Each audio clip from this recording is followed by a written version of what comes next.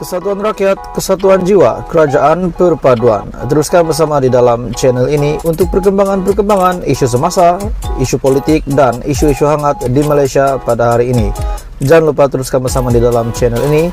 Tekan butang like, share, dan subscribe channel ini untuk perkembangan terkini politik di Malaysia.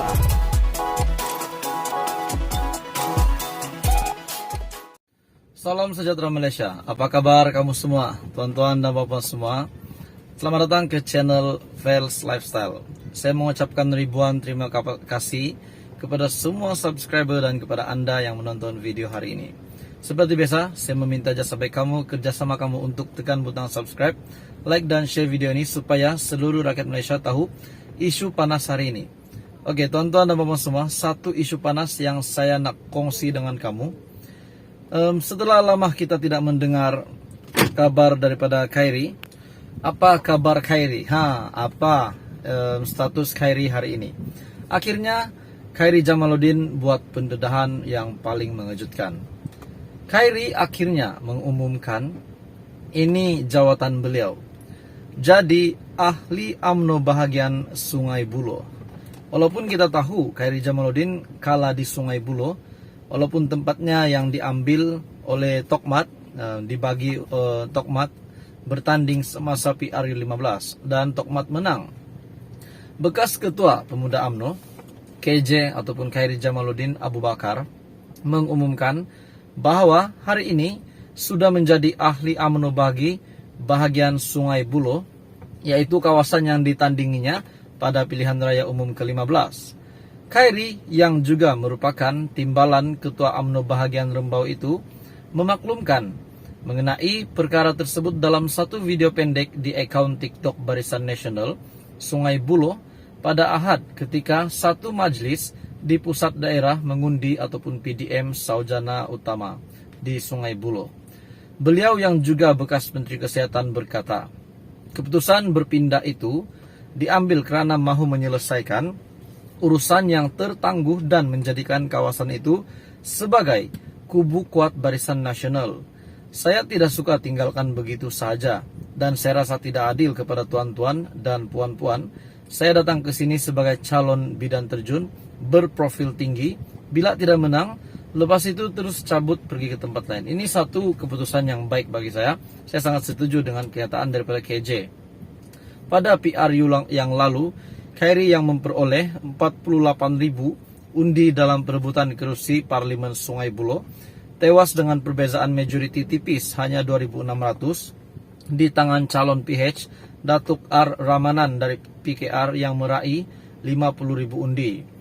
Beliau yang merupakan bekas ahli Parlimen Rembau meninggalkan kerusi yang disandangnya selama 3 penggal bermula pada tahun 2008 bagi bertanding di Sungai Buloh pada PRU 14 kali ini untuk memberi laluan kepada timbalan Presiden UMNO Datuk Seri Muhammad Hassan ataupun Tokmat. Dalam pada itu KJ berkata keputusan itu untuk berhijrah di bahagian tersebut telah dibincangkan terlebih dahulu dengan Ketua UMNO bahagian Sungai Buloh Datuk Megat Firdaus Megat Junid dan pemimpin bahagian lain termasuklah Datuk Harrison Hassan. Soal pemilihan nanti kita bincang adik-beradik macam mana nak buat. Yang penting seperti mana saya sebut tadi, saya datang bukan hanya nak bertanding dan kalah, terus hilangkan diri.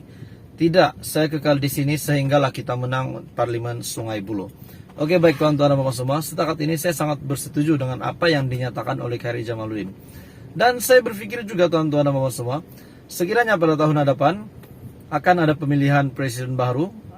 Bagi anda semua yang menonton video ini, adakah anda rasa Khairi Jamaluddin layak untuk menjadi presiden UMNO?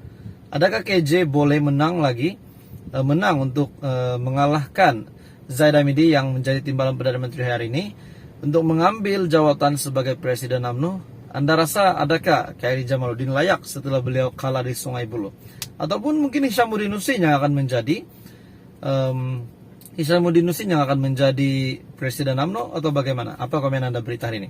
Akhirnya KJ buat pendedahan bahwa beliau mengumumkan menjadi ahli UMNO bahagian Sungai Buloh.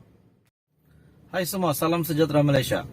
Oke tuan-tuan dan bapak semua, menjadi isu hangat hari ini sejak kemarin lagi dengan kenyataan-kenyataan daripada Tun Mahathir yang masih mempertikaikan status Perdana Menteri Anwar, di mana yang mengatakan bahwa tidak yakin Anwar boleh mentadbir kerajaan, lebih-lebih lagi di dalam krisis ekonomi yang melanda Malaysia pada hari ini.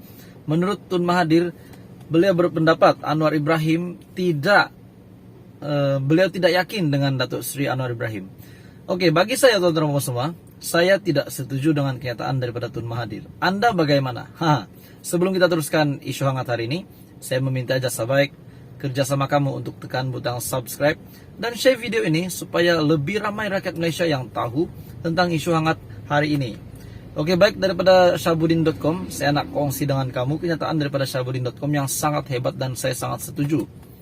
Tun Mahathir mahu apa dan mahu siapa jadi Perdana Menteri? Ada kawan saya kata disebabkan mungkin sudah terlalu berusia, sehingga kan apa yang dikatakan Mahathir ini menunjukkan bahwa beliau ini nyanyuk. Bagaimana komen Anda? Saya tak cakap dia nyanyuk, tapi apa komen Anda tuan-tuan semua? Tun Mahathir mahu apa dan mahu siapa yang jadi Perdana Menteri?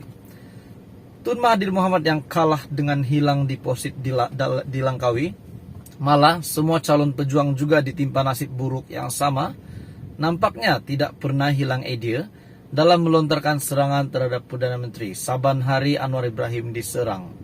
Di sebalik sudah meletakkan jawatan daripada pejuang dan mengumumkan bersara, hati dan mulut beliau terbukti tidak pernah berhenti daripada berdendam. Setelah gagal menahan Anwar daripada menjadi Perdana Menteri, kali ini serangannya tertumpu kepada kemampuan pengerusi Pakatan Harapan itu dalam mengurus negara. Katanya, beliau tidak yakin dengan keupayaan Datuk Seri Anwar Ibrahim untuk memimpin negara untuk berdepan krisis kemelesetan ekonomi, termasuklah pemulihan pasca pandemik. Bekas Perdana Menteri 2 kali itu khawatir dengan kemampuan Anwar, ataupun mungkin setelah beliau pernah menjadi Perdana Menteri sebanyak 2 kali dan menunjukkan apa yang dinyatakan pada hari ini benar. Bagaimana komen Anda? Beliau juga menyandarkan dakwaannya berdasarkan prestasi Anwar ketika berada dalam kerajaan lebih 20 tahun lalu. Itu cerita 20 tahun lalu tidak boleh disamakan dengan cerita hari ini, betul tak? Beliau juga mendakwa Anwar selaku Menteri Keuangan pada ketika itu gagal mencari jalan penyelesaian. Kegagalan yang lalu tidak boleh disamakan dengan status Datuk Seri Anwar Ibrahim ini sebagai Perdana Menteri dan juga sebagai Menteri Keuangan. Kata Mahathir pada masa beliau menjadi Perdana Menteri, beliau pergi bercuti dan semasa beliau bercuti, Anwar sebagai timbalan pada ketika itu diberi tanggung jawab, tetapi nampaknya tak dapat menangani masalah. Cara dia menangani masalah kejatuhan nilai ringgit ialah dengan mengikuti pendapat IMF dan Bank Dunia. Tetapi Anwar tak ada cadangan yang lain selain daripada mengikut IMF dan Bank Dunia. Tun Mahathir seterusnya mendakwa jika ketika itu Anwar dibenarkan berkuasa dan melaksanakan dasarnya, beliau yakin negara tidak akan dapat mengatasi masalah krisis keuangan yang melanda negara. Oke, baik teman-teman semua, apa komen Anda berita hari ini? Adakah patut Mahathir letak jawatan? Setelah beberapa pemimpin-pemimpin di dalam pejuang pun sudah menunjukkan mereka menarik sokongan, termasuk Khairuddin.